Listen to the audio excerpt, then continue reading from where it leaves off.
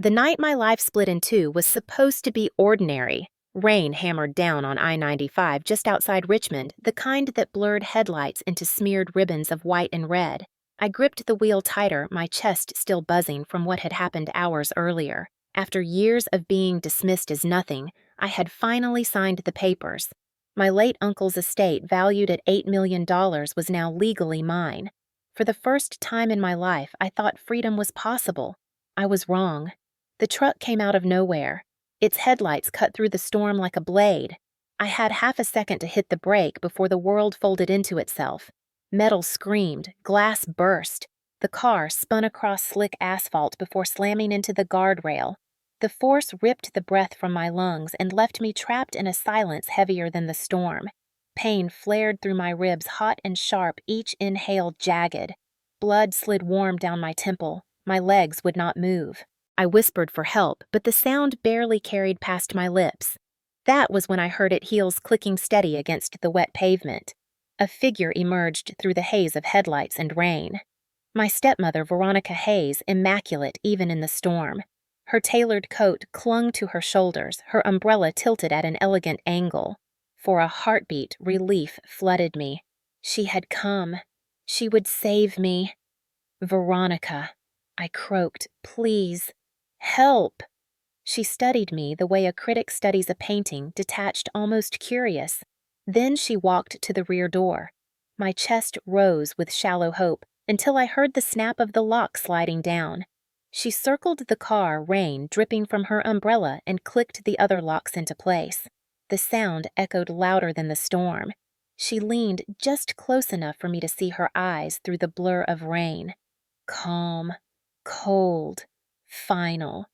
Because, Madeline, she said softly, you were never meant to survive. My heart slammed against shattered ribs. I beat weakly at the window glass, cutting my palm, but she was already stepping back, heels striking the pavement, growing fainter, until there was only the storm. I screamed, though no sound left my throat. She had not just walked away. She had sealed me inside my own coffin. My stepmother had transformed an accident into an execution. My vision blurred, the edges of the world collapsing into black. The last thing I heard was the rain swallowing the sound of her retreat. The truth burned through me as the darkness closed in. Veronica did not simply want me gone. She wanted me erased, declared dead, forgotten, so she could hold every piece of the fortune my uncle had left. I thought that night was my ending, but fate had other plans.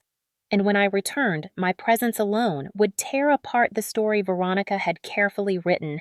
I grew up in Richmond, Virginia, in a house that looked respectable from the outside, but felt like a prison inside. My earliest memories were of silence, heavy, suffocating silence broken only by the creak of floorboards when my father, Charles Hayes, walked the halls. He was a man who believed order was more important than tenderness. As the owner of a construction company in Norfolk, he was used to shouting commands to having men obey without hesitation. At home, he expected the same even from me, his only child. My mother was the only softness in that house. She would hum while folding laundry, slip me cookies when my father thought sugar was a distraction, whisper. Bedtime stories long after the lights were out. When I was 10 years old, she collapsed suddenly, her body giving way to an illness no one had seen coming. The hospital could not save her. Overnight, the thin shield between me and my father disappeared. I remember standing at her funeral in Hollywood Cemetery, the rain soaking through my dress, my father's hand heavy on my shoulder. He did not cry. He did not speak. He simply pressed his palm down as if to remind me that I now belonged solely to him. Within a year, he remarried. Her name was Veronica. She was everything my mother was not: sharp, where my mother had been gentle; cold, where my mother had been warm. She walked into our lives wearing pearls and a permanent smirk, as if she already owned the walls around us. At first, I thought maybe she would soften my father. Maybe she would fill the emptiness. Instead, she multiplied his control. Veronica believed discipline was the same as love. She corrected the way I spoke, the way I walked, even the way I breathed when she thought it was too loud. If I came home with a B on my report card, she would tap her manicured nails against the table and say, "Useless. You will never be enough unless you learn obedience." My father never defended me. He only nodded as if her words were gospel. By the time I was 12, I had stopped showing them my drawings, my stories, even my laughter. Joy had no place in a house where silence and fear ruled. But there was one person who gave me a glimpse of something different. My uncle Thomas Hayes, my father's older brother, lived in Charlottesville. He was a professor at the University of Virginia, a man with books stacked higher than the windowsills and a mind that never seemed to rest. When he visited, which was rare, he always found a way to pull me aside. Curiosity is your shield, he told me once kneeling, so his eyes met mine. Remember that, Madeline. Truth is stronger than inheritance. At the time, I did not understand, but I clung to those words the way a drowning child clings to driftwood. Because in my house, truth was the one thing never allowed to surface. By the time I reached high school, Veronica had woven her presence into every corner of my life. She was not the kind of stepmother who screamed or threw dishes. Her cruelty was quieter, more deliberate, the kind that left no bruises but endless scars. She believed control was an art form and I was her canvas. She decided what I wore, always choosing muted colors because, in her words, you should not draw attention you do not deserve. She approved my friends discarding anyone who came from families she considered beneath us. If I laughed too loudly on the phone, she would unplug the receiver mid-conversation and tell me that girls who make noise never marry well. School should have been my refuge, but even there, her shadow followed me. I wanted to join the art club to spend afternoons sketching and painting, to find some outlet for the world locked inside my head. Veronica forbade it. Artists starve, she said. You will take business electives. You will learn something useful. My father nodded, his silence worse than her words. So while other kids painted murals or practiced in the band room, I sat in classrooms calculating spreadsheets. I did not care about pretending to be someone I was not. The worst part was that Veronica had a way of making me question myself. If I pushed back, she would tilt her head, smile just enough to show she was in control, and whisper, "Ungrateful girls end up alone." I began to believe her. I stopped arguing. I carried her judgments in my pocket like stones, heavy and cold. By the time I turned 16, I had perfected the art of invisibility. At dinner parties she hosted in Richmond, I was paraded out only when convenient. "This is Madeline," she would announce with a tight smile, our little scholar. Then she would usher me away before I could say anything that might reveal the cracks in her story. My report cards became my armor. Straight A's meant fewer comments, fewer punishments. But no grade could win me the right to choose my own path. I remember one night sitting in my room at the top of the stairs, sketching quietly in the margins of a notebook. I thought no one would notice. Veronica walked in without knocking, her eyes narrowing at the pencil in my hand. She did not shout. She simply took the notebook, tore out the pages one by one, and dropped them into the trash. "Dreams are for children," she said. "You are almost an adult. Act like one." I sat there, the ache in my throat, heavier than any punishment. That night, I realized that Veronica was not simply shaping me. She was erasing me. And the more I tried to cling to who I was, the more invisible I became. Still, whenever Uncle Thomas visited, his presence reminded me that I was not crazy. "Keep your eyes open," he told me once, slipping a small journal into my hands. "Write everything down. Truth is the one thing she cannot destroy." I kept that journal hidden under my mattress, filling it with details, emotions, anything to remind myself I was still alive.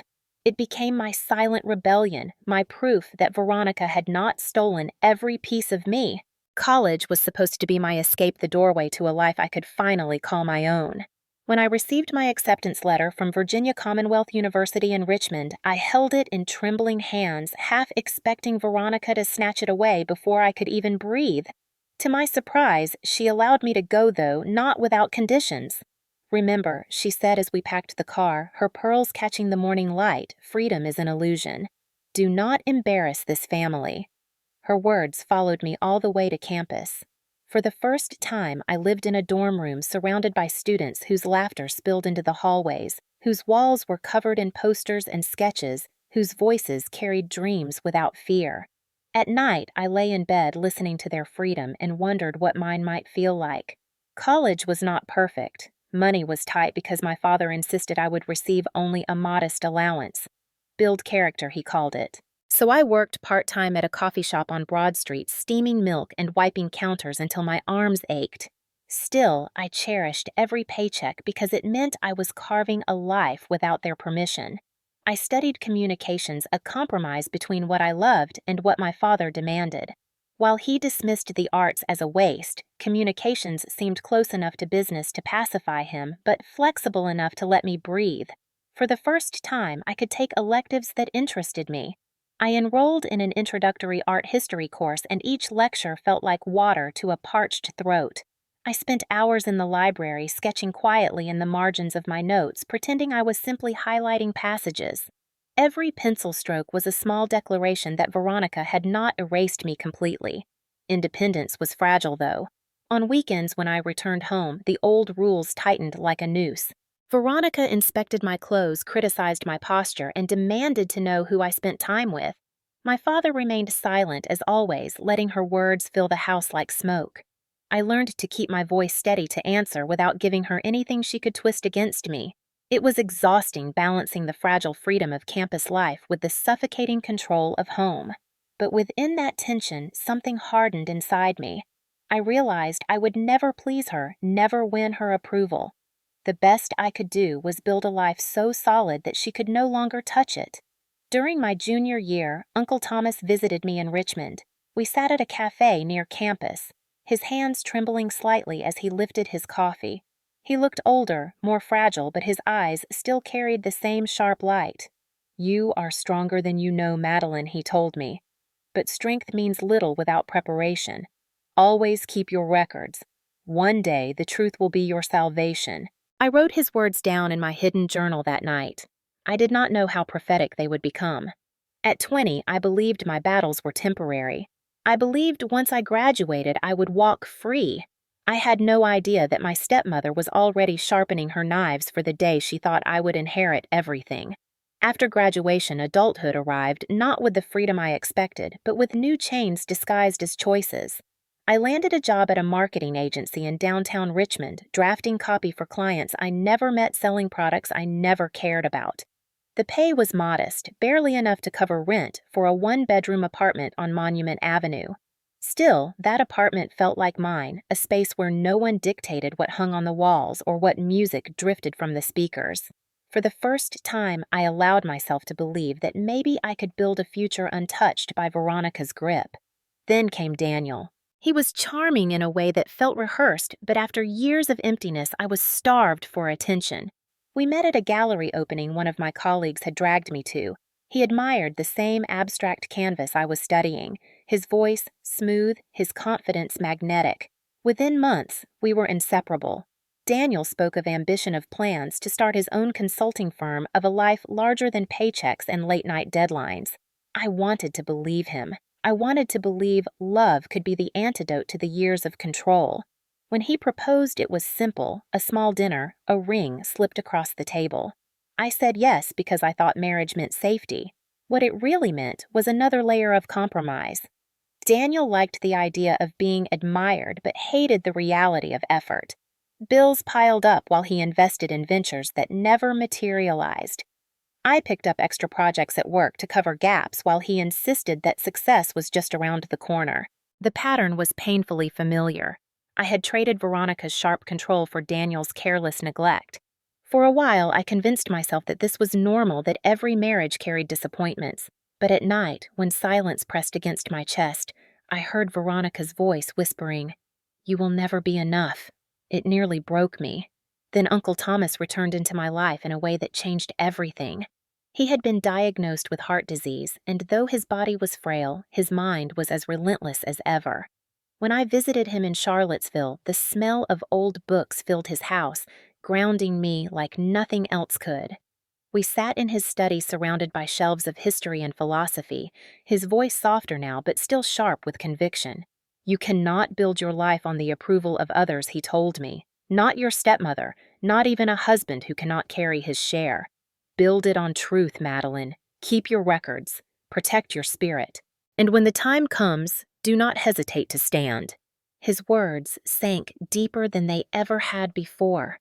For years, I had kept that hidden journal, scribbling fragments of pain and stolen moments of hope. Now I began to see it as more than survival. It was evidence of foundation for something greater. When he passed away months later, leaving behind the inheritance that would become the center of everything, I felt grief sharper than I thought possible. But beneath the grief stirred something else resolve. Veronica had spent years trying to erase me. Daniel had chipped at me with neglect. Yet Uncle Thomas had left me with a gift greater than money, the reminder that I still had a voice.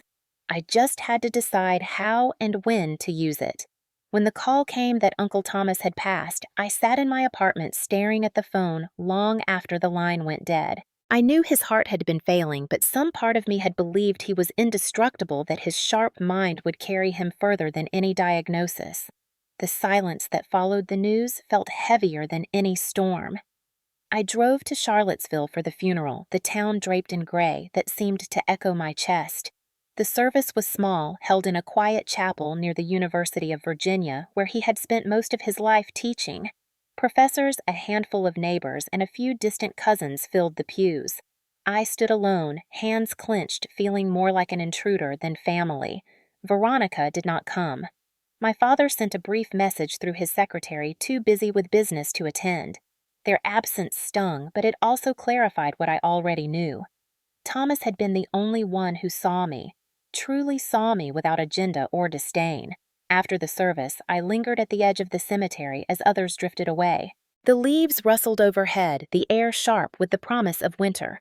I whispered a thank you into the cold wind, a thank you for every word he had given me, for reminding me I was not invisible. Weeks later, I was called to the office of Benjamin Harris Thomas's longtime attorney. His office overlooked Main Street in Charlottesville, the walls lined with shelves of legal tomes and framed certificates. I expected a brief meeting, maybe the passing down of a few books or mementos. I sat stiff in the leather chair as Benjamin slid a folder across the desk. His voice was steady, but carried a weight that shifted the air around us. "Your uncle left you everything, Madeline." My first reaction was disbelief. "Everything." He opened the folder, revealing documents that listed assets I could barely comprehend. Real estate holdings in Albemarle County, investment accounts, a sprawling countryside estate, even a collection of rare books. The total valuation, $8 million. My breath caught the room tilting. 8 million. It felt like an impossible number, a figure reserved for people who lived lives I only glimpsed in magazines. Benjamin's voice cut through the fog. He was clear in his wishes. "No trusts, no division among other relatives. It is yours outright." My hands trembled as I signed the acknowledgement forms, each stroke of the pen feeling like a step into another universe. Attached to the will was a handwritten letter, the sight of his familiar handwriting blurring my vision. "My dearest Madeline," it began. "If you are reading this, then I am gone. I watched you grow from afar, admired your strength, even when others tried to diminish you. This is not a gift, but a tool. Use it to build a life free from chains. Family is defined by actions, not by blood. I believe you will honor that truth. With love, Thomas."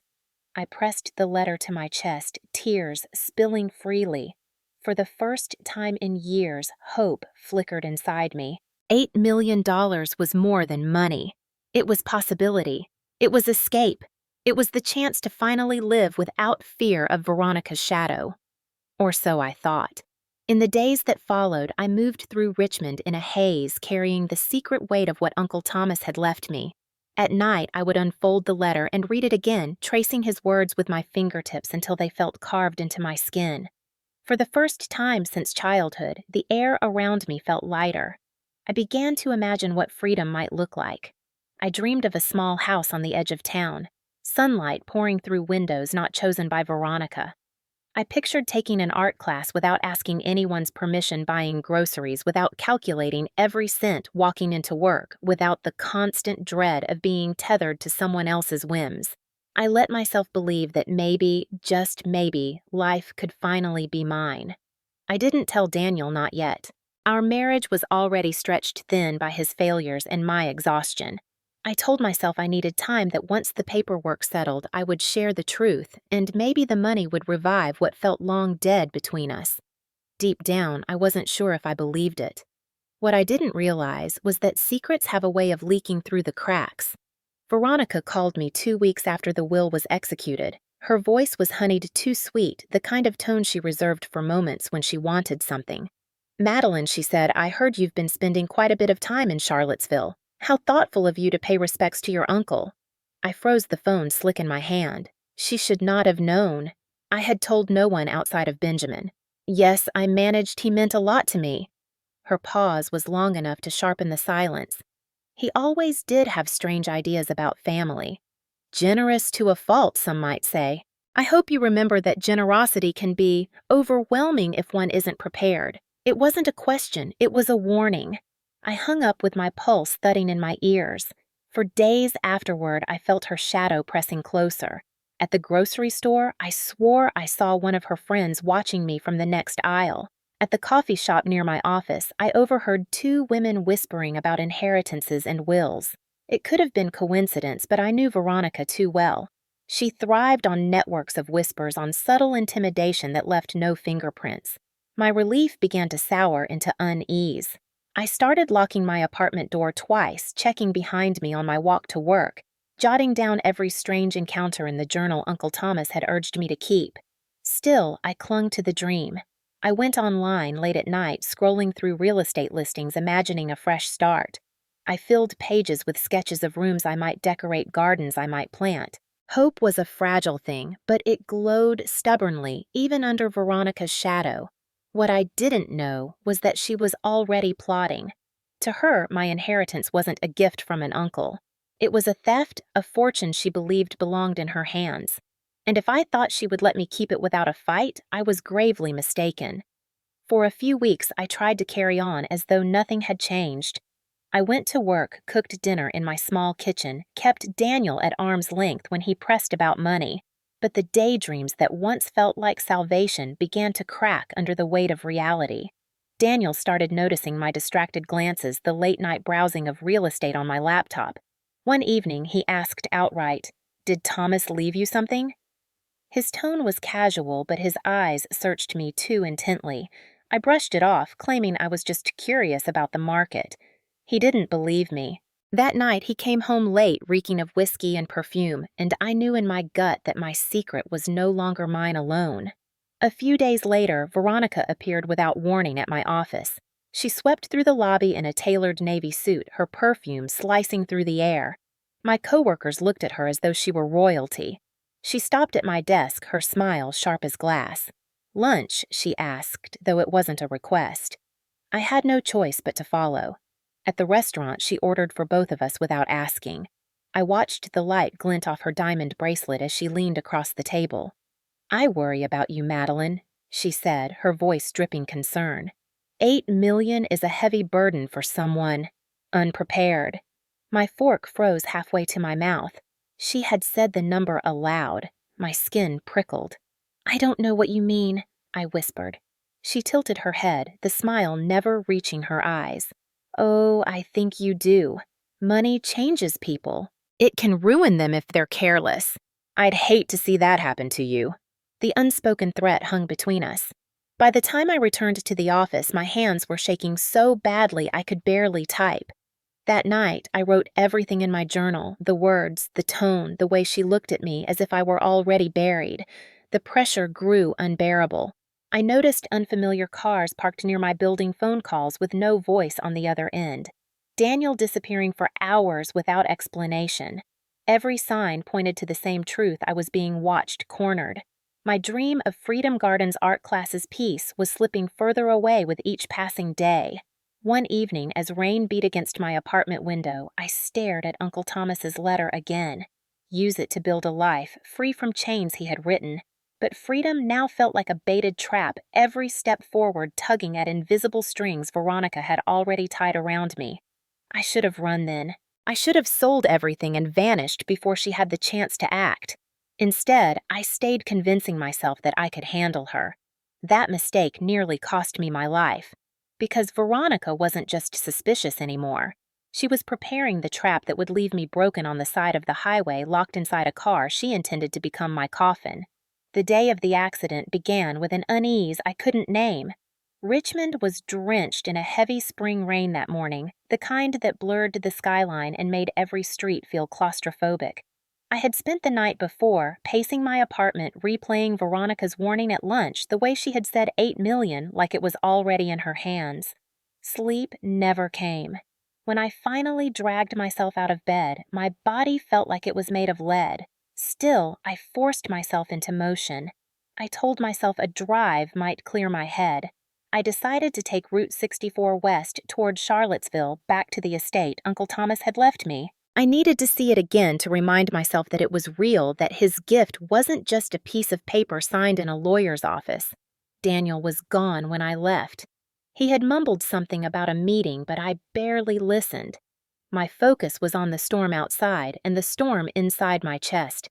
The windshield wipers fought against the sheets of rain, and the highway roared with the spray of trucks. I gripped the steering wheel tighter with each mile. Somewhere near Ashland, my phone buzzed with a text.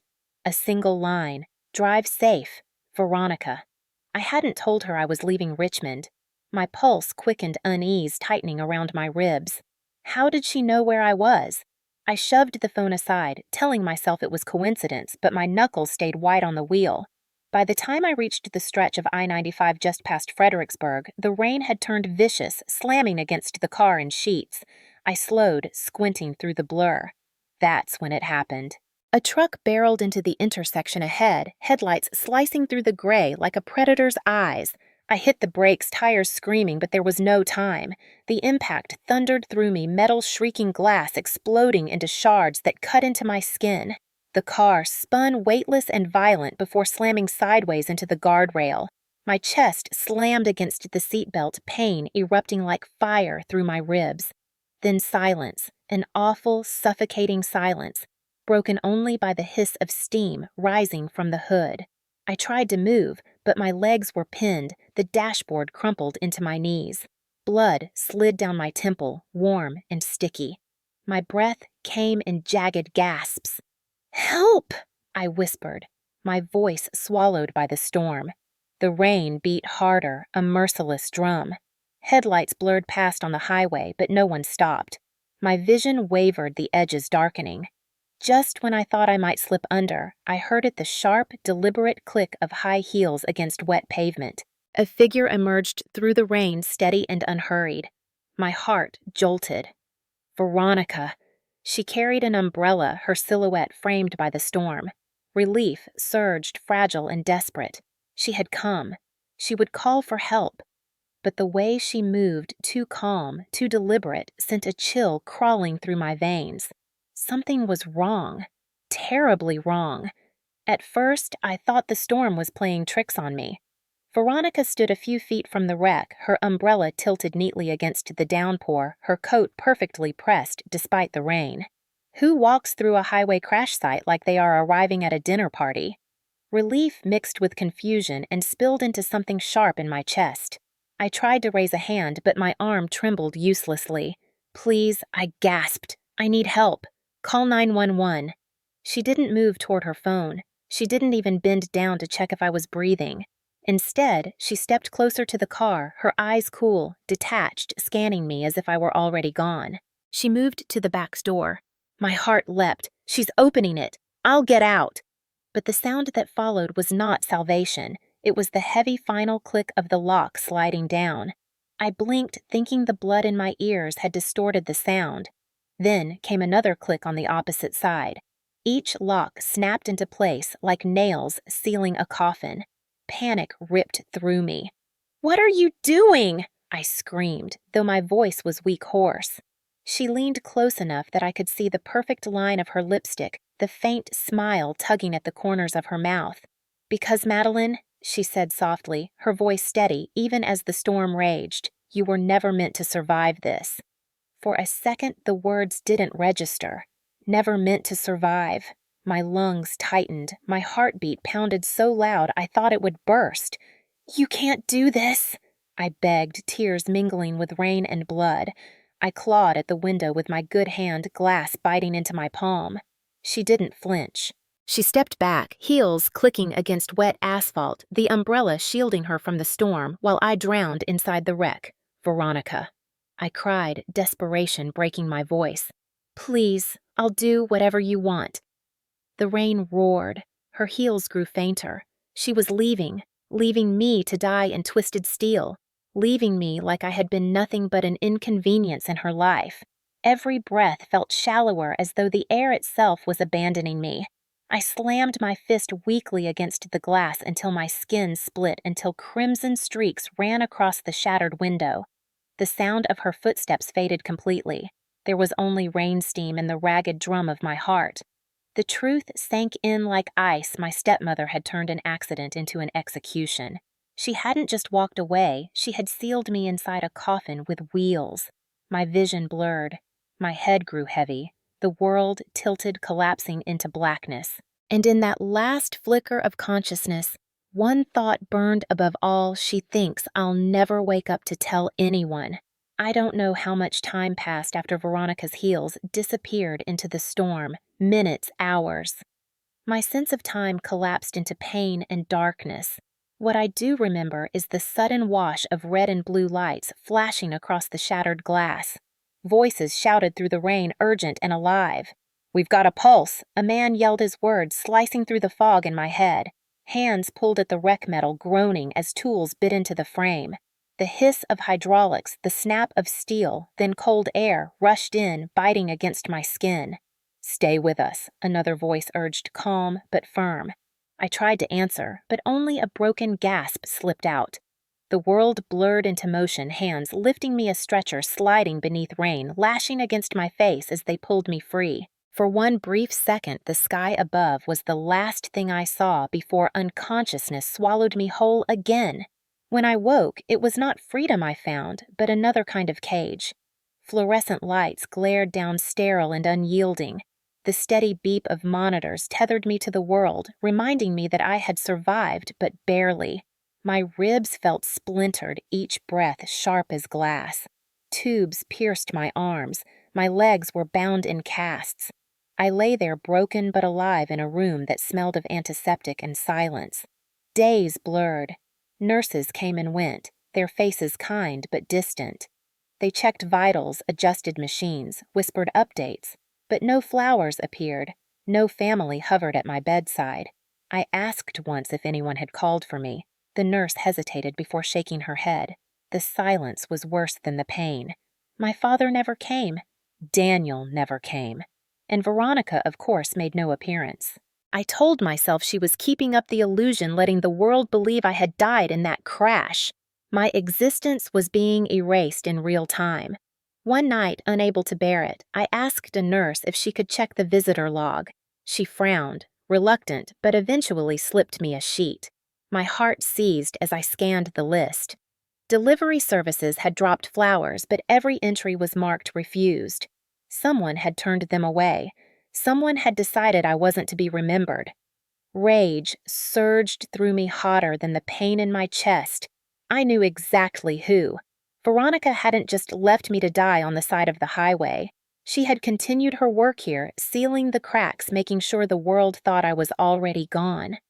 I lay there under the sterile lights, fury burning through morphine. She wanted me erased, but I was still here, and I would not stay silent forever. The silence of the hospital became its own kind of torment. Days slipped into weeks, and each hour stretched like a sentence I hadn't earned. I lay awake at night listening to the rhythmic beep of the monitor, wondering if this was what it meant to be buried alive, breathing, but forgotten. For a while, despair threatened to swallow me whole. But slowly, another voice rose inside me, quieter but sharper. Survive. If Veronica wanted me erased, then the greatest rebellion would be to remain. Each painful inhale, each groan as I tried to sit upright became a small act of defiance. My body was broken, but my mind was sharpening.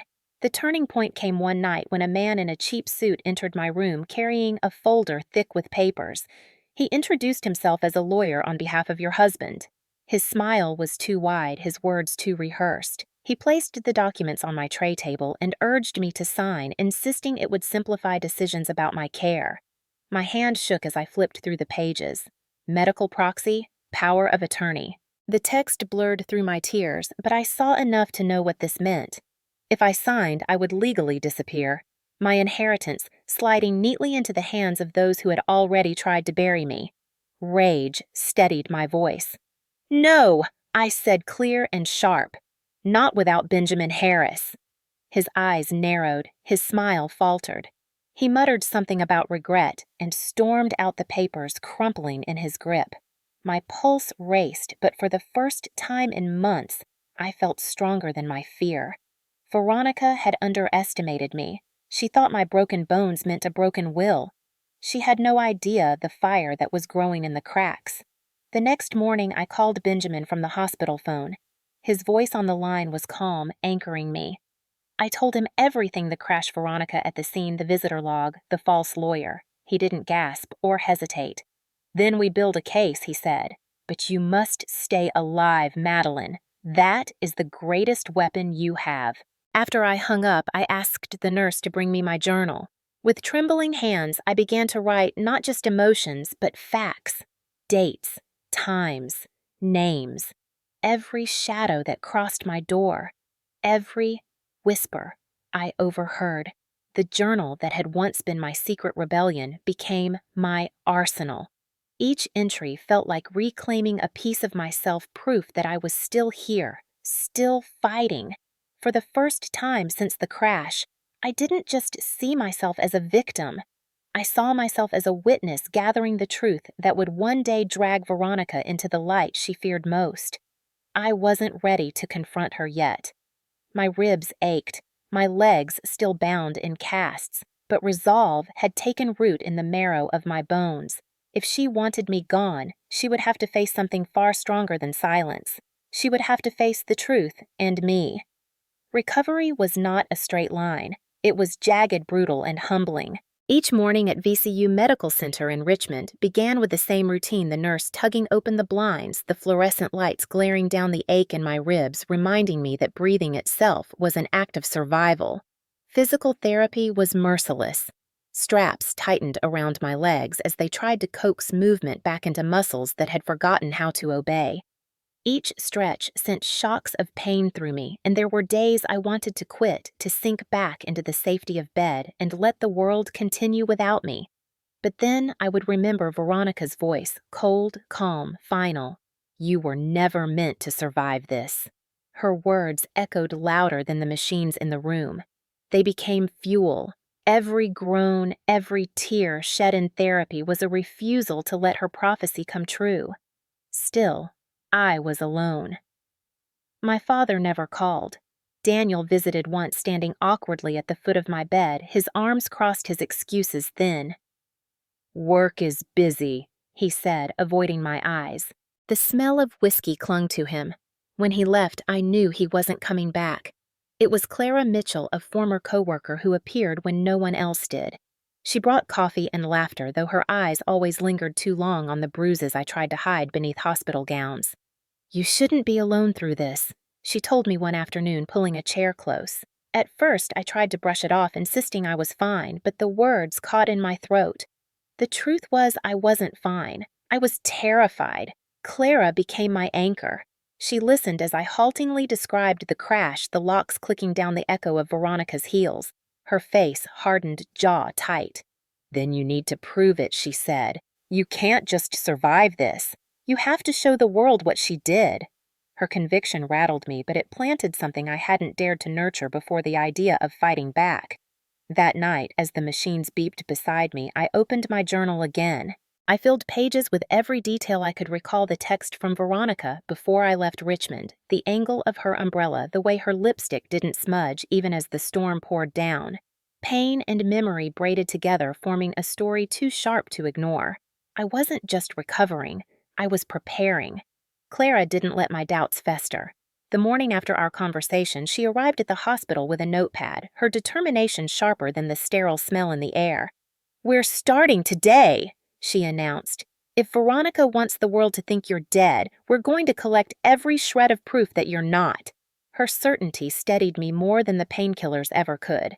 Our first step was the visitor log. I asked one of the nurses I trusted if she could print it for me. When she slipped the stapled pages into my hands, my pulse quickened. My name was there, but what struck me were the notes beside it: flowers delivered, gifts attempted, all marked refused. Someone had actively turned away every gesture of kindness, ensuring my recovery remained invisible. My chest tightened as I imagined Veronica's hand waving them away, her polite smile covering the cruelty of erasure. Clara photographed every page, whispering, "This is step one." The next clue came from my phone. Though I hadn't touched it since the crash, Clara powered it up and combed through old messages. The text from Veronica Drive, safe, stood out like a bloodstain. I hadn't told her I was leaving that morning, which meant she was watching me. Clara's eyes narrowed as she copied the message into her notes. She knew. That's not coincidence. Days turned into weeks, and my body slowly stitched itself back together while Clara began to stitch a case. She contacted an old friend who worked in traffic control, and soon we had grainy footage from the highway cameras the night of the crash. It showed my car crumpled against the guardrail, and there, blurred but undeniable, was a lone figure in a tailored coat walking away from the wreck. The umbrella angled against the rain was unmistakable. Veronica. I stared at the footage on Clara's phone until my vision blurred with tears. "It's her," I whispered. Saying it aloud felt like crossing a threshold, a point of no return. Clara squeezed my hand. "Then we're not just imagining this. You have proof, and if we keep digging, we'll find more."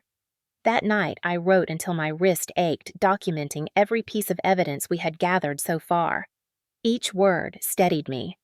The fear was still there, but alongside it grew something new: resolve. Veronica had tried to erase me, but I was leaving a paper trail she could never burn. Clara's determination pushed us further, and soon our attention turned toward money. Uncle Thomas's inheritance wasn't just a windfall, it was a target, and if Veronica had risked everything to erase me, then somewhere her fingerprints had to show. Clara convinced Benjamin Harris, my uncle's attorney, to meet us at the hospital. He arrived with a briefcase full of files, his calm voice carrying the kind of authority that steadied my nerves. Together, we began combing through statements from the past year. At first, the numbers blurred long columns of charges and balances, but as the days passed, patterns began to emerge. Thousands had bled from accounts I once shared with Daniel: boutique hotels, jewelry stores, cash withdrawals at odd hours. The further we went, the more grotesque it became. Money had been disappearing even while I lay unconscious. Clara tapped one transaction after another with her pen fury in her eyes. "This isn't just reckless spending, this is coordinated." My stomach twisted as I recognized the place's upscale restaurants on Broad Street, a gallery opening in Manhattan, purchases from designers I could never pronounce. All of it painted a picture of someone living lavishly while my body was stitched together in sterile silence. And then came the discovery that froze us both. A payment made to a notary office in Fredericksburg, dated just days after the crash. The memo line read, "Documents." Benjamin's jaw tightened as he flipped through the receipt. "They were preparing something," he muttered. "Power of attorney, medical proxy, something that would strip you of your rights." The realization sank like lead in my chest. It hadn't just been Veronica whispering threats. Daniel had been part of it too. I thought back to his distracted eyes at the hospital, his careless excuses. He hadn't abandoned me out of weakness. He had abandoned me because he had already chosen her side. The betrayal layered itself inside me, sharp and cold, but beneath it pulsed a clarity I hadn't felt before. If they thought I was powerless, they were wrong. We gathered copies of everything Benjamin, ensuring every page was notarized, every timestamp secure. I wrote until my fingers cramped, detailing not just numbers, but the story behind them, how each charge represented another piece of my life stolen. By the end of the week, we had a file so thick it barely fit into Clara's bag. It wasn't victory, not yet, but it was ammunition. And as I lay awake that night listening to the heart monitor, I whispered to myself, "Veronica, you wanted me invisible. Instead, I'm building the truth. You can't escape." The plan began as small acts of defiance that felt enormous: a phone call to Benjamin, a list of questions for Clara, a note tucked into my journal that read, "Simple and fierce, do not let them write your end." From my hospital bed, we sketched a route forward, not with bravado, but with careful steps, because Veronica's power was subtle and legal and wrapped in polite smiles. Benjamin arrived the next morning with a legal pad, his suit slightly rumpled from the drive, and the air in the room changed the moment he sat down. He spoke clearly. Preserve everything. Document everything. Never sign anything without me. His instructions were a lifeline. First, we closed the gaps that made me vulnerable. We notified the bank to freeze any transfers that were not pre-authorized by me, and Benjamin drafted an emergency injunction to prevent anyone from filing documents on my behalf.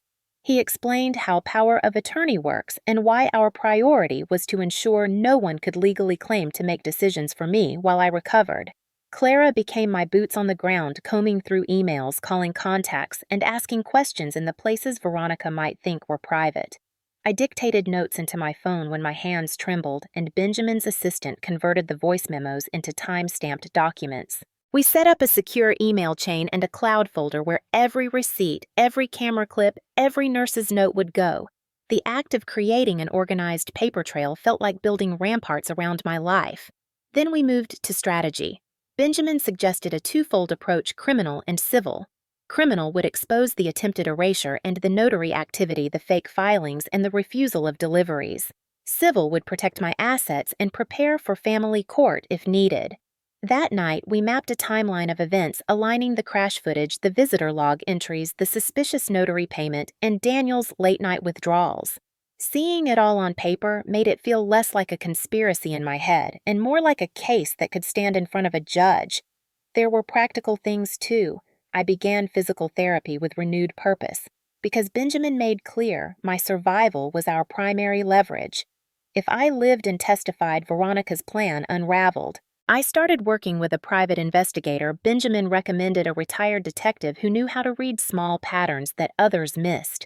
License plates, timestamps, the way an umbrella is carried. He found one small but crucial thing: a woman matching Veronica's height and gait had been seen speaking to a man in a cheap suit near the notary office days after the crash. We photographed the traffic cam stills, printed them, and added them to the growing file. Each piece of evidence felt like a brick in a wall I was building around my life and my inheritance. At night, in the quiet between therapies, Clara would hold my hand and say, "We are going to make them answer." The words settled in me like rock. Planning was not revenge, it was reclamation. It was the practical, stubborn work of proving that I existed, that I had a name, and that no one could lock it away without consequence. The courthouse in downtown Richmond stood like a fortress of red brick and white columns, its steps crowded with people long before the hearing began. Reporters jostled for position, their cameras trained on the doors. For weeks, rumors had swirled about the Hayes inheritance and the mystery accident, and now the city was hungry for answers. My palms sweated against the smooth wood of my cane as I climbed each step, every ache in my ribs reminding me why I was there. Clara walked beside me, her hand steady on my elbow, while Benjamin carried our files like a shield. Inside, the courtroom buzzed with anticipation. Rows of spectators filled the benches, their whispers echoing off the high ceilings. At the front sat the judge, stern and unreadable, his gavel resting within reach. I took my seat at the plaintiff's table, my body trembling but my gaze fixed forward. On the other side, Veronica glided in as though she owned the room. Her navy suit was immaculate, her pearl earrings catching the light.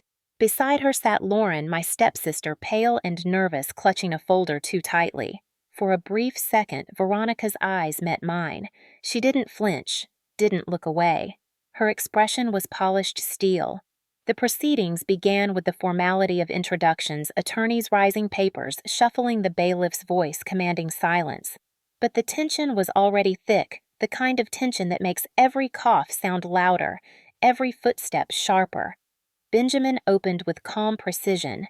"Your Honor, today we present not speculation, but evidence that my client, Madeline Hayes, not only survived the crash, but was deliberately left for dead by her stepmother in an attempt to seize her rightful inheritance." Gasps rippled through the room. I kept my eyes on the judge, though my heart hammered so loudly I feared the microphones might pick it up.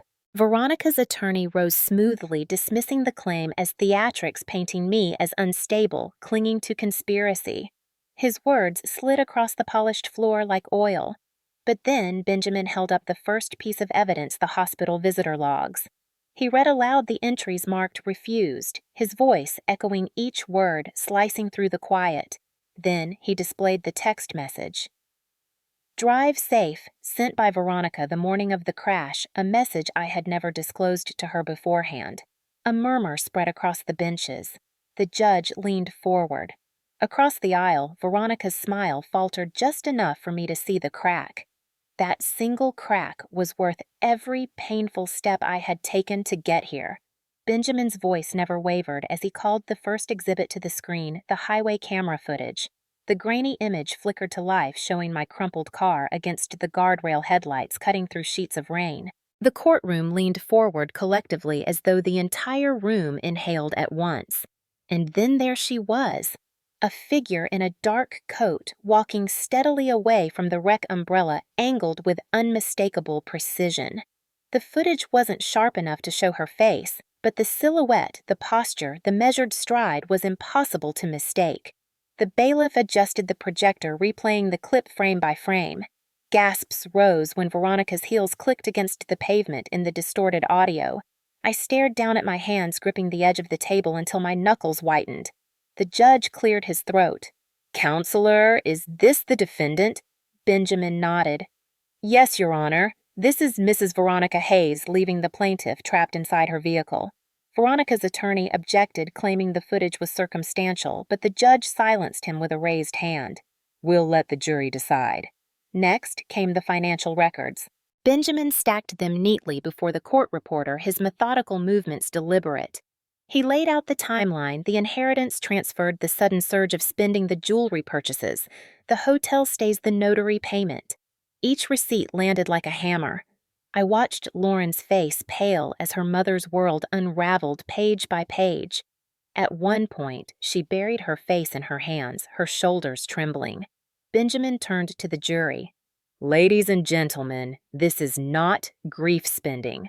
This is premeditated control. This is a pattern of erasure." He paused, letting the silence fill with weight. She wanted Madeline gone, and financially, she acted as if she already was. The final blow in that session came when Benjamin read aloud my journal entries, the ones I had kept since the crash. He recited the details, the sound of the locks clicking, the exact shade of Veronica's lipstick unmoved by the rain, the text message minutes before the impact. Each word carried my voice into the room, raw and undeniable. I saw heads in the gallery shake in disbelief, some with outrage, others with pity. Through it all, Veronica sat rigid. Her hands clasped her face, a mask of icy calm.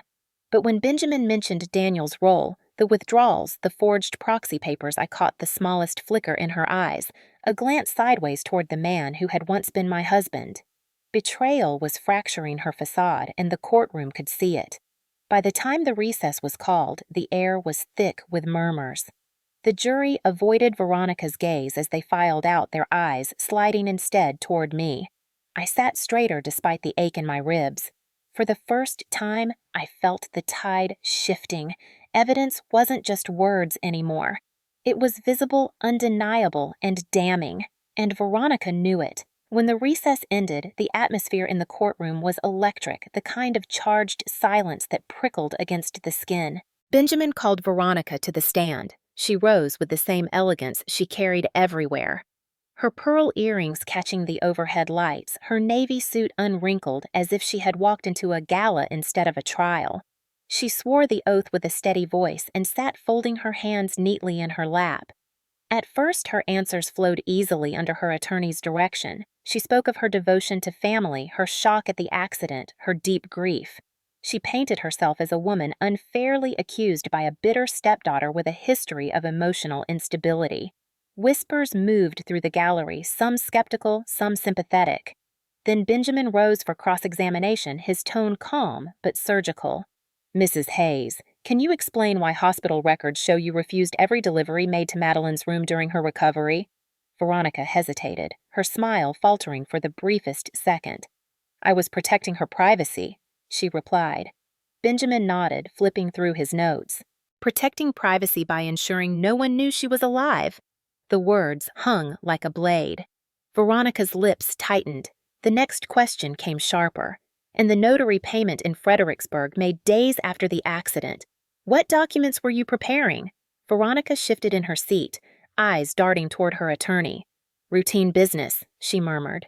Business unrelated to my stepdaughter. Benjamin slid a copy of the receipt across the table toward the jury. Routine business that required medical proxy forms. Power of attorney. The room rustled with murmurs. Veronica's hands gripped the edges of the witness stand. I don't recall. Benjamin's gaze hardened. Do you recall being on I-95 that night? Because the footage shows a woman of your build walking away from the plaintiff's car.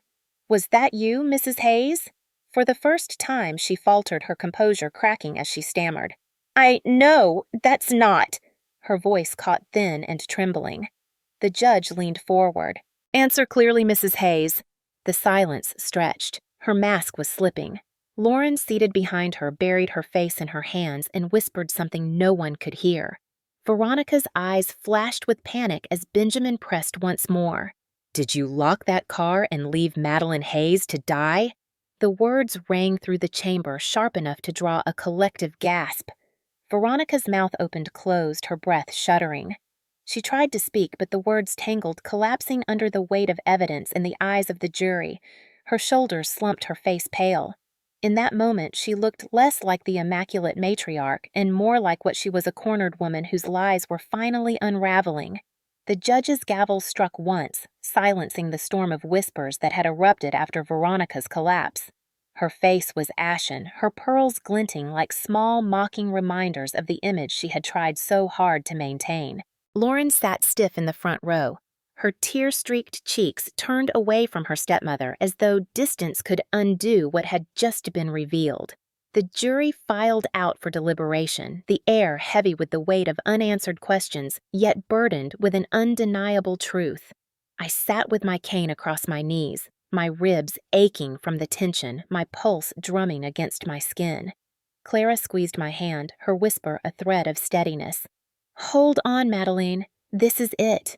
Time stretched mercilessly, every tick of the courtroom clock louder than the last. When the jury finally returned, their faces were grave, their verdict clear before a word was spoken. The foreman stood unfolding the paper with steady hands. We, the jury, find the defendant Veronica Hayes guilty of attempted murder, fraud, and falsification of legal documents. The words struck like thunder, each syllable rolling through the courtroom with irrevocable finality. Gasps rippled across the gallery. I exhaled a breath I hadn't realized I was holding, tears pricking my eyes. Veronica's composure shattered in an instant. She cried out, half protest, half desperation. No, this isn't justice. I was protecting the family. She was always ungrateful, always against me. Her attorney tried to steady her, but she jerked free, her voice rising until it cracked. The judge's voice cut through her tirade like steel. Enough. This court has weighed the evidence and the truth is undeniable. You attempted to erase your stepdaughter for personal gain. That is not family. That is cruelty. Lauren buried her face in her hands, sobbing openly now. She did not rise to defend her mother. She did not speak at all. And in that silence, I saw the final fracture of Veronica's power, the absence of anyone left to stand at her side. The judge's sentence followed swiftly, 25 years without parole eligibility pending further review of additional financial crimes. The gavel slammed once more, final and unyielding. Veronica sank into her chair, her shoulders collapsing inward as though the walls she had built around herself had finally caved. She was escorted out in handcuffs, the click of metal echoing across the courtroom. For the first time, she looked stripped of every facade, reduced to the truth she had tried to bury. As the crowd dispersed, reporters swarmed, microphones thrust forward. Flashes of cameras captured the moment, voices overlapping. Madeline, how does it feel to see justice served? Do you believe your family can recover from this? I met their questions with a steady gaze. This was never about revenge. This was about truth. And today, the truth stood taller than lies. My words echoed beyond the cameras meant for myself as much as for the world. When I turned to leave, Lauren's eyes met mine. They were red, broken, yet pleading. She whispered softly, almost inaudibly, I didn't know. I nodded once. Now you do. I walked out into the Richmond air. my cane steady against the courthouse steps, the city alive with traffic and chatter. Yet within me, the silence was different now. Not the silence of abandonment, but the silence of justice finally spoken aloud. The courthouse emptied slowly like a theater after a final act. Reporters lingered at the doors, hoping for one more comment, one more glimpse of the fallen matriarch. I stepped past them with Clara at my side, my cane tapping rhythmically on the stone steps. Each sound reminded me I was still standing, still alive, despite every attempt to silence me. News of Veronica's conviction spread through Richmond like wildfire. By the next morning, headlines screamed her downfall, stepmother sentenced in 8-nuller betrayal case. Editorials dissected her motives, talk shows replayed clips of her collapse on the stand, and strangers online debated how a woman with so much could want more at the expense of her own stepdaughter's life. It was no longer just my story, it had become a cautionary tale. Lauren disappeared from public view. Once, she had flaunted her designer clothes and social invitations, but now she hid behind drawn curtains. Friends abandoned her, unsure how much she had known or whether she had been complicit. I did not pity her, but I recognized her silence as another kind of prison. She had chosen her side until the very end, and choices carry weight. The Hayes name, once associated with construction contracts and philanthropic galas, crumbled overnight. My father Charles, though long gone, had built his empire on control and appearances. Veronica had tried to maintain that illusion with pearls and power. Now all of it lay in ruins. Suppliers canceled deals, former allies denied ever being close, and the mansion where Veronica once hosted glittering parties was listed for auction, its windows dark and hollow. Yet even as her world collapsed, mine began to feel less burdened. The inheritance that once felt like a target on my back was now secured not by secrecy, but by exposure. The law had spoken, and with every headline that confirmed the verdict, my Uncle Thomas's legacy felt safer in my hands. Still, the victory came with its own weight. I could not escape the images replaying in my mind. The locked car, the echo of her heels fading into the rain, the hollow look in her eyes when the verdict was read. Justice had been served, yes, but healing would demand more than a gavel's strike. That night, I returned to the house my uncle had left me. I lit a single lamp in the study where his books still lined the shelves. Opening one of his journals, I read words he had written years before. Control built on fear always collapses. Truth outlives power. Tears blurred the ink, but for the first time, they were not tears of pain. They were the release of carrying a truth too heavy for too long.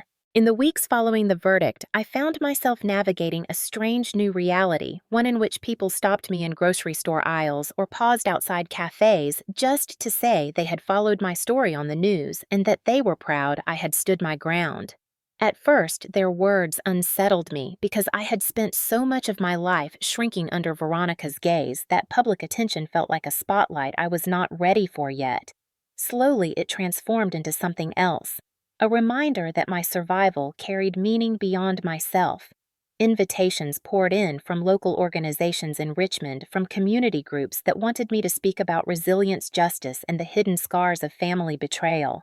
Standing at a podium for the first time, my ribs still aching and my cane leaning against the lectern, I felt the tremor of nerves, but also the undeniable strength of truth. I spoke of the night on I-95, of the sound of a car door locking when I was most vulnerable, of the way betrayal cuts deeper than metal. The audience listened in silence, some wiping tears, others nodding in recognition of wounds they had carried silently in their own lives. When I finished, the applause was not just for me, but for every person who had been silenced in a toxic family and longed for justice. Clara recorded the speech, and within days it circulated online, spreading further than I could have imagined. Emails arrived from women across Virginia and beyond, each sharing their own stories of survival, each echoing a refrain, "You gave me courage." That chorus of voices began to heal me in ways physical therapy never could. Yet reclaiming life also meant confronting the physical and emotional reminders of what I had endured. I forced myself to walk further each morning, cane tapping against sidewalks that had once felt endless, until one day I realized I had walked an entire block without stopping to catch my breath. Small victories accumulated into larger ones, and with every step, I felt less like a victim and more like the woman my uncle had believed in when he left me his legacy. Public vindication came not just through applause or articles, but through the shifting of whispers. Where once I had been the troubled stepdaughter, now I was the woman who had faced cruelty in court and won. Even old acquaintances who had once doubted me now reached out with apologies, their voices tentative but sincere. I did not welcome them all back, but I accepted that recognition of truth had power in itself. On a crisp October morning, I visited the University of Virginia, where my uncle had once lectured, invited to speak to a hall of students about integrity and resilience. Looking out over the crowd of young faces, I realized the true measure of vindication was not revenge or even the conviction of Veronica, but the chance to use my story as a light for others. My life was no longer defined by the locked car door or by Veronica's betrayal, but by the choice to rise from it, to build something lasting, to speak the truth aloud and watch it ripple outward like stone tossed into water. The inheritance that once felt like both a gift and a curse slowly transformed into a tool for something greater than myself. With Benjamin's guidance and Clara's constant encouragement, I established the Phoenix Foundation in Richmond, a nonprofit dedicated to supporting women and families escaping toxic homes and abusive relationships. We started small, renting an office space near the James River, the smell of old brick and river air mixing with the fresh paint we rolled onto the walls ourselves. I poured hours into structuring programs that would offer not just shelter, but counseling, legal assistance, and education, things I had desperately needed but never had during my darkest years. When the first woman walked through our doors clutching a child against her chest and eyes wide with fear, I recognized myself in her tremble. Sitting across from her, I didn't offer platitudes. I offered presence paperwork and a roadmap for her next steps. In those moments, I understood that healing was not about erasing scars, but about transforming them into stepping stones for someone else. Vanessa, my stepsister, who had once screamed in that courtroom when she saw me alive, reached out quietly weeks after Veronica's sentencing. At first, I was hesitant, memories of her silence and complicity still raw, but when we met at a small cafe, I realized she carried her own wounds raised under Veronica's shadow, molded by fear and control. Our conversation was halting, uneasy, but genuine. She admitted she had believed Veronica's narrative for years and only saw the truth when it stood in front of her in court. "I don't ask for forgiveness," she said softly, "but I don't want to live in her shadow anymore." I told her she didn't have to. It was not reconciliation overnight, but it was a crack in the wall that had divided us. And cracks are where light enters. Clara became more than a friend. She was the backbone of the foundation, managing volunteers, drafting proposals, and reminding me to breathe when I drove myself too hard. We laughed together again, real laughter, not the brittle kind that masked pain. At night, when exhaustion threatened to swallow me, I would walk the halls of the foundation and listen to the hum of voices. Women finding strength, children giggling in playrooms, counselors offering gentle reassurance. Those sounds filled the silence that had once haunted me in the hospital. Healing also came in solitude. I returned often to my uncle's library, tracing his notes in the margins of books, his belief in truth echoing through every line.